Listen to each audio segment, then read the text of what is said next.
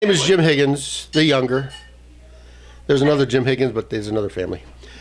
Anyhow, Frank's talking about the Indian in the family. That was in Grandpa Dussault's side. And I remember looking at him like Fran did, and they'd say, he's got to be part Indian. So I told my mom, I says, hey, your dad is part Indian. She said, oh, no, his family came right over from France. He's no Indian. Well, found out that Nepissening is the name, Fran. Okay. It was I believe it was a woman back in like 1620s or 30s that went over to France. She was a liaison between the Indians and the French. So she was kind of an important person. But I don't know how the heck she wound up in the middle of France where the Dussault family was. But she did marry a Dussault, and what I remember about that also was that 4 or 5, 6 generations later, a person, one of the Dussaults, married his cousin's kid. So we have a double whammy of Indian there. Wow. Yeah. And you look at my daughters, Jenny and Rindy both have the high cheekbones like Mom and myself. Anyhow, what else do I know? I remember Grandpa Dussault, like Fran says, he was an imposing big guy. He gave me a job once when I was over at his house. I was 6 or 7 years old. He says, take all the nails out of all these boards and then straighten them out. So I worked for a day pulling nails out of these boards, and of course they get all bent up, and my job then was to straighten them out on a brick or a stone or something. Useless. That is, you do not do that. Don't straighten nails. Just burn the wood and get the nails out of the ashes. Buy a new box. He was keeping a little kid busy. He was. Out of his hair. Grandma Dussault gave me a job once. I must have been 8 or 9 years old. She said, I want you to varnish this one bedroom on our second floor. She had a couple of quarts of this red varnish, and gave me a brush. So I opened this can of varnish, and I started working on it and working. When I got down to about 2 inches left in the can of varnish, I started dipping into all this real thick stuff, and I should have mixed this up. So from that point on, it was all dark. The first part was all light colored. She never said anything about it. How about family reunions? Do you remember the first family reunions you started going to? Yeah, we always had fun. I don't recall playing baseball or anything like that, but I don't know if anybody did. It was always eating hot dogs and corn and all that stuff. Pop, drinking lots of pop. Mm-hmm. What else you want to know? Talking about my mother, when I was about 16 or 17 years old, she came to me one night. She says, from now on, whenever you're going to be out with your buddies and not doing anything, sitting in a restaurant or something, give me a call so that I know where you're at and I don't have to worry about you. And I said, okay. So the next time we were at one restaurant at Hilliard and Madison. What was the name of that one, Ruth? Frank could know it. Frangs, that's it. Yeah. So after we were there for half an hour, so I thought, I'll give Mom a call. And she said, oh, okay, thanks for telling me where you're at. 10 minutes later, she comes walking in the door. What's going on now? She wanted me to come home with her. Tom, you remember that? No. At Prangs? No. Well, I remember it. So anyhow, I said, all right, I'll go home. Got in the car, and she's driving down the street, and I said, Mom, I'm never calling you again. How old were you? 17. I wasn't 12. What the heck? Those days. How old was she? Who knows? She was the FBI was tapping the phone. she was- so- she was 23 or 25, I believe, when I was born. Do you remember, Gath? So she was. How old she was? She was probably 22. I don't know. I think she was 21 when Kathy was born, and 22 when you were born. Well, it was Yeah, Dad 1 year was later. 25 or 26. Yeah. Yeah, he was Oh, okay. 3 years older than her. Yeah, Yeah. older, yeah. Yeah. There's- All right. Thank you. Wait, I have a question. So I know that the Higgins family, you had 9 children, Mhm. and you fit into this house, and I remember hearing stories about, the attic or a closet, a closet bedroom that somebody just wanted a bedroom all by themselves. That was 1540 Or Wyandotte. Jack.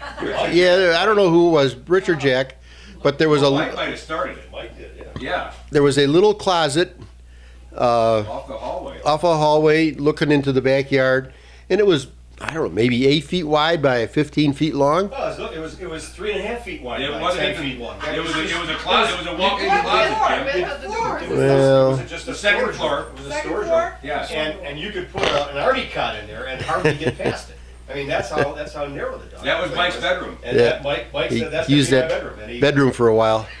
Where was that? Get away from The closet, off the hallway. Remember We that? did that in our house. Yeah. Well, you remember, The third Mom kicked Mike into the basement. He said, "Okay."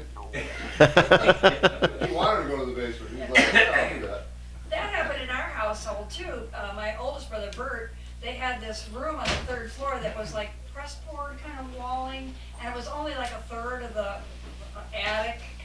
And he decided at like 16 he was done with all of his family stuff. There was 5 boys in one room, 2 sets of bunk beds and a single bed. And so he was going to go upstairs bedroom until it got to be freezing. I remember And that. there was no heat or no electricity up there. Sounds like the He right was way. quickly back downstairs, but he had his own space. Well, we used to have all the cousins over and sleep on the back porch off our bedroom. I remember That was neat. Yeah. I liked that. I remember that. How big was the back porch? Well, we had studio one of those old fold-out Studio studio couch, and we'd sleep 4 guys up there, Yeah. It was that wall was to fun. wall. and it was screened in. Yeah. And It was and, probably about 20 feet wide by maybe Yeah, it 10 was. foot.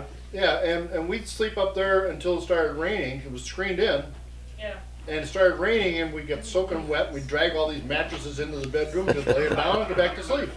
See, those are the fun events going over to the Bowman household. Yeah. When and because the other times it was always being dragged over to Bowman's house to get a Your haircut. haircut. Hey, the best one was when I got that haircut that day and I took off. Because I was mad. Because I was mad at Mom because she made me get that, another butch haircut. Uncle Bert gave me another butch, I was like, doggone it. That's all he did. Anyhow, well, I know, he was great, But, so there I was in my underwear and I left. I started heading up toward Detroit Avenue, and finally I'm up there on Detroit Avenue, and one of the people were going, "Who's that little boy walking?" I was 8 or 7 years old. You made it home too, though.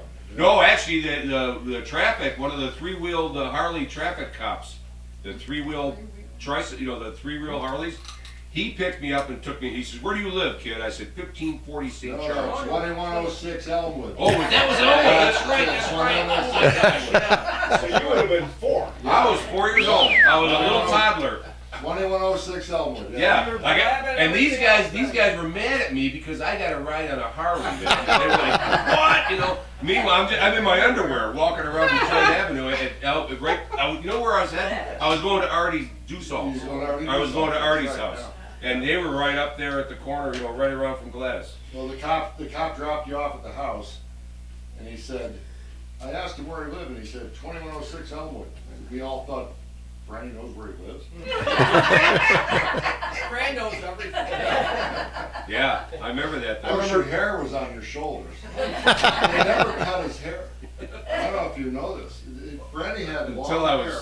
went to school. I Yeah, have so a he, picture of him. yeah, he had long hair until he went to school. Long blonde curly locks. I remember Dad was cutting hair one day, That's the first time. and he had to go to the bathroom.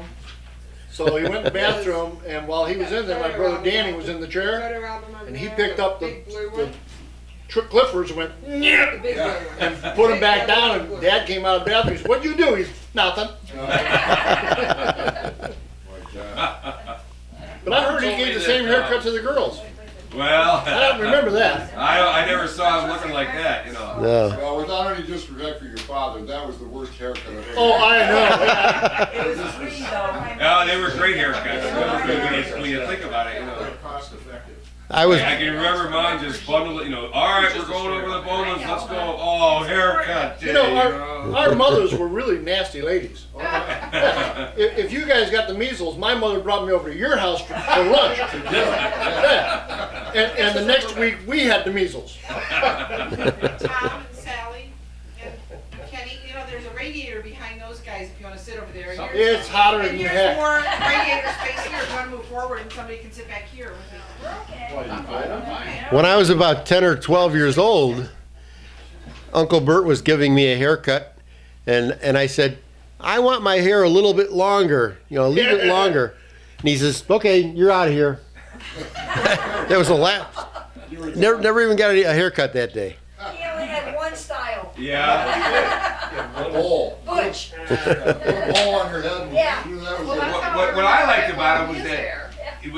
he'd be whistling the whole time. Oh, yeah. He was having You fun. know, he's cutting away and he's whistling, and I'm thinking, what's he so happy for? You know? I'm getting buzzed over here, you know. You saved him a lot of money. I know that. I remember as kids, Mike, Pat, me, and Tim Higgins, Tim Mahoney, and all. Oh, yeah. We spent so much time down at Metropolitan Park, and we knew how long it took for us to get home. So we'd get out of the water, and so we would get home just before dark. We'd leave at 8 o'clock in the morning, go home at 8:30 at night, Wow. Yeah, gone all day. all day. And this was normal. We'd bring pork and beans with us in a can Oh opener. man, that was Pork and the beans greatest and shit. Pork and That beans was, yeah, it was lunch. 'Cause, you know, you had beans and pork. Yeah. Remember the time when we told them told our moms, we're going to Metropolitan Park, and we pedaled our butts all the way out to Hinkley? Yeah. We went all the way to Oh my gosh. I went And to we Wallace timed it. Lake a couple times in Korea, but I never made it to Hinkley. Yeah. We timed it, so we knew how long we had to pedal home. Wow. But pedaling home, Mike got a flat tire. Yeah. So we went to a gas station, took the tire apart, patched it, blew it up, and it blew up. So us in our wisdom thought, well, we'll call Aunt Trace because she had a station wagon. And except she showed up and my mother was riding shotgun. Yeah, so we all got nailed. You know, the interesting thing was, we actually knew how to take a tire apart. Oh yeah. Oh I yeah. mean, we knew how to take a tire apart. You had to. We put a patch on it. We somehow or another, Jim taught us, somebody taught us. Somebody how to- taught. Well, I never had a new bike. I used to get Tom's hand-me-downs. Yeah. Yeah. You know, and all in good I would shape. say, oh yeah, great.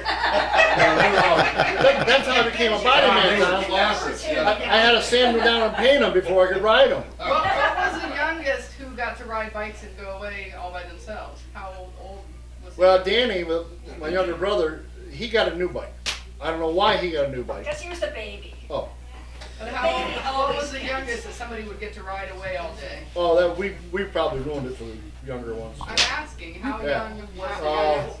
We pretty How much. old were we? About 13, 14 when we were out there? Yeah, 12, 13, yeah. Yeah, Not 12. much We weren't, Okay. because if we were 16, we had drove. Yeah. Do you Dave. remember? Yeah, go ahead. Do you remember you and I believe Mike and I was on the tail end of it, built a still in Grandma and Grandpa's garage, the second floor of the garage? You haven't heard the story of that one.